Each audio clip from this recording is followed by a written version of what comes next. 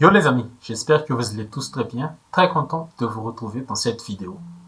C'est officiel maintenant, après 15 saisons sous le maillot du Barça, Sergio Busquets va quitter le club qu'il a formé depuis ses jeunes âges, le club avec qui il a partagé des bons et des mauvais moments, le club avec qui il a tout gagné dans sa carrière, avec plus de 700 matchs sous le maillot blaugrana. Busquets a gagné 28 titres, dont 8 Liga, bientôt 9, 7 Copa del Rey, 7 Supercoupes d'Espagne, 3 Ligues des Champions, 3 Supercoupes d'Europe et 3 Coupes du Monde des clubs.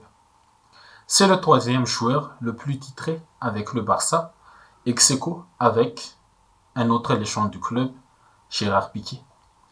Mais il va le dépasser d'ici la fin de la saison avec ce Liga presque acquis pour les Blaugrana. Avec ce départ de Sergio aussi, le grand Barça de Guardiola prend fin parce qu'il n'y a plus un joueur de l'effectif actuel qui a vécu ces grands moments du Barça entre 2009 et 2012. Du coup, une vraie page se tourne maintenant. Il est temps de commencer un vrai nouveau projet, mais on y reviendra après sur les perspectives du futur pour le club. Bon, l'histoire de Busquets avec le Barça, c'est presque la même que celle de Messi, Piqué, Iniesta, Xavi, Puyol et tous ces autres légendes, mais elle commence en 2005 quand le milieu espagnol rejoint la Masia. Et grâce à ses qualités, il monte rapidement les échelles et avec l'arrivée de Guardiola à la tête de l'équipe première en 2008, l'entraîneur catalan le fait monter en équipe A lors de cette saison 2008-2009, la saison où laquelle il est devenu petit à petit la pièce maîtresse du jeu de son équipe.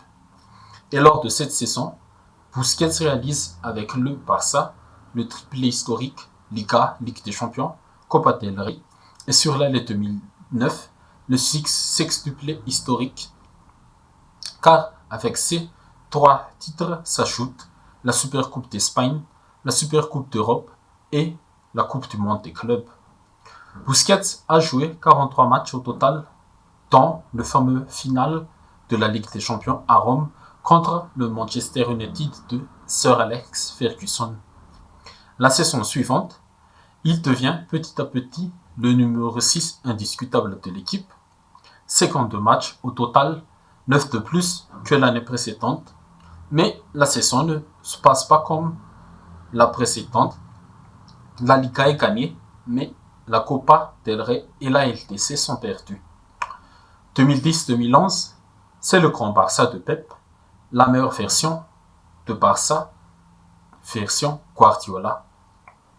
Et Busquets fait toujours partie des cadres de l'équipe dans ce milieu où il est le régulateur, le numéro 6 devant sa défense. Et sur la saison, le Barça garde encore sa couronne en championnat et domine largement Manchester United, encore une fois, en finale de la Ligue des Champions à Wembley. Et Busquets sort encore une fois un masterclass au milieu avec ses compères de l'entrejeu Iniesta et Xavi.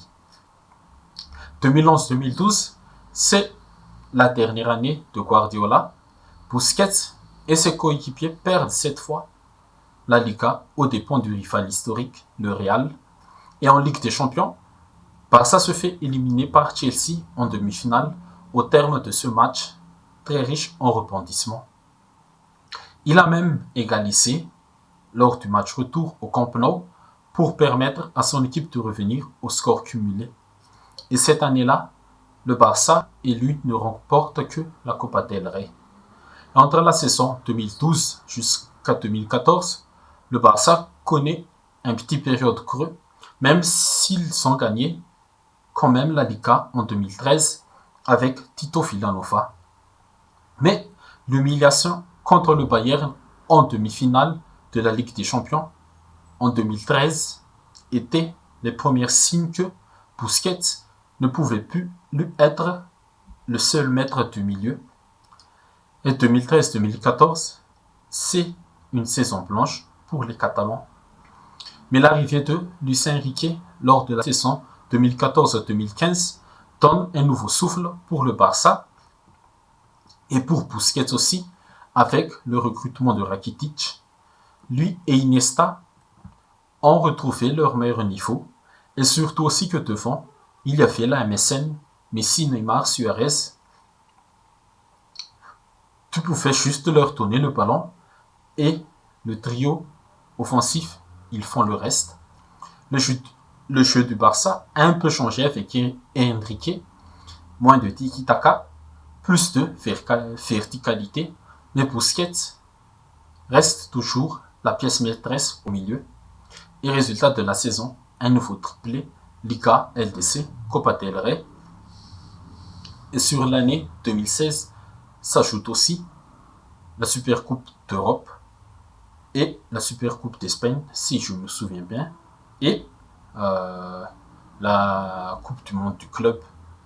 Peut-être qu'ils n'ont pas remporté la Supercoupe d'Espagne sur cette année-là, mais la saison suivante, sans recrutement, le Barça domine toujours la Liga et la Copa, mais sur la scène européenne, l'Atlético élimine une nouvelle fois les Catalans comme en 2014. La saison 2016-2017, il fait partie de la soirée du 8 mars 2017 au Camp Nou, la fameuse remontada contre le PSG.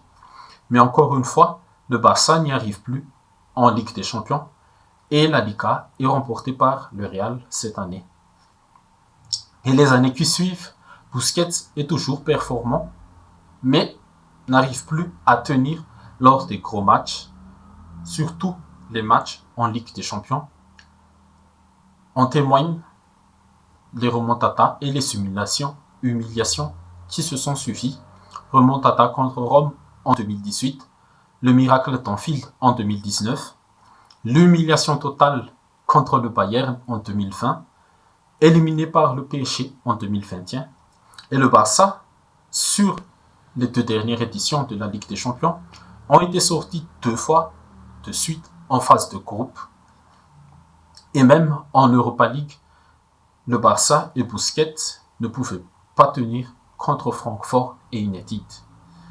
Mais malgré ces mauvais moments, Busquets est resté fidèle à lui-même, très intelligent sur le terrain, très technique, mais sur les dernières années, on a senti qu'il ne pouvait plus tenir lors des matchs européens surtout, mais on retiendra toujours que ce sera l'un des meilleurs milieux défensifs du monde.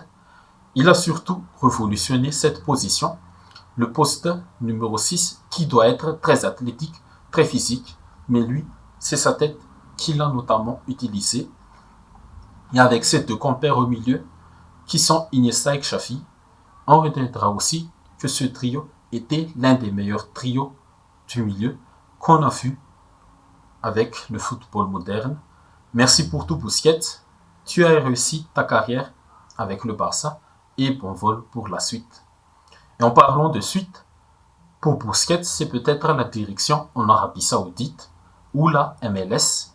Et pour le Barça, c'est une grande page qui tourne. Il n'y aura pas d'autres joueurs comme Busquets.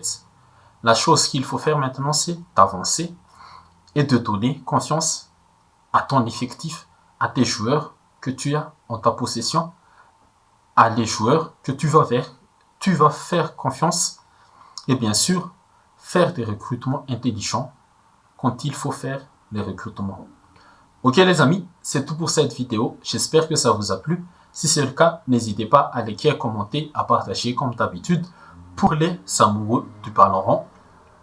Et abonnez-vous surtout si vous ne l'êtes pas encore. Merci à vous et à la prochaine.